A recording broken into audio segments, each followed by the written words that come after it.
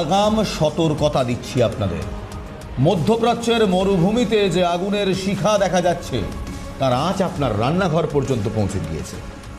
আজ আমরা এমন এক যুদ্ধের গভীরে প্রবেশ করব যা বিশ্ব অর্থনীতিকে পঙ্গু করে দেওয়ার ক্ষমতা রাখে। পশ্চিম এশিয়ায় মিসাইল আছড়ে পড়ছে আর তার কম্পন অনুভূত হচ্ছে আপনার মাসিক বাজেটে। ইসরায়েল আর ইরানের এই সংঘাত কি শুধুই দুটো দেশের লড়াই, নাকি এটি একটি বিশ্বব্যাপী ষড়যন্ত্র যা আপনার থালার ভাতের দাম ঠিক করে দিচ্ছে? তেহরানের আকাশে ধোঁয়া মানেই আপনার পকেটে টান।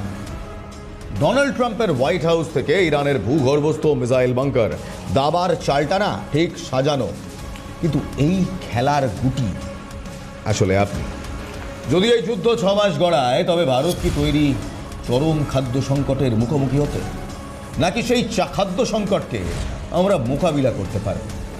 আজ আমরা সেই রূঢ় বাস্তবকে তুলে ধরবো যা তথাকথিত মূলধারার মিডিয়া কিছুটা হলেও এড়িয়ে যাচ্ছে।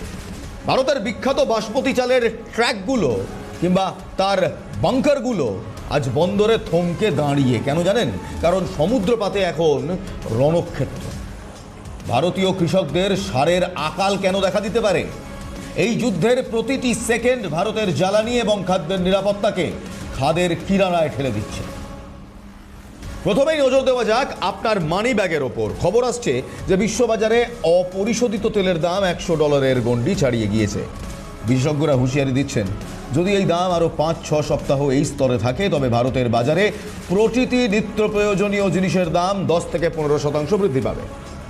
এটি কেবল তেলের দাম নয়, এটি পরিবহন ব্যয়ের এক বিশাল বোঝা।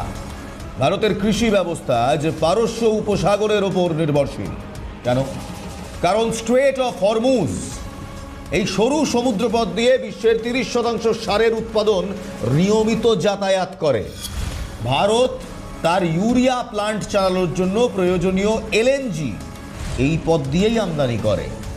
ইরান এখন হুমকি দিচ্ছে এই পথ পুরোপুরি বন্ধ করে দেওয়ার।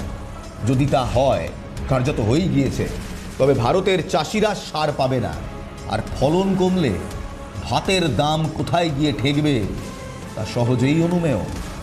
ইতিমধ্যে ভারতের বাসমতি চালের রপ্তানি থমকে গিয়েছে। প্রায় 4 লক্ষ মেট্রিক টন চাল বন্দরে পড়ে আছে, কারণ ফ্রেট রেট বা জাহাজ ভাড়া দ্বিগুণ হয়ে গেছে।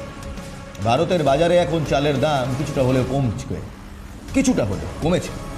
এটি আসলে একটা ঝড়ের আগের স্তব্ধতা। আপনি বলুন না, প্রতিদিন বাসমতি চালের ভাত দিনে দুবেলা খাবেন?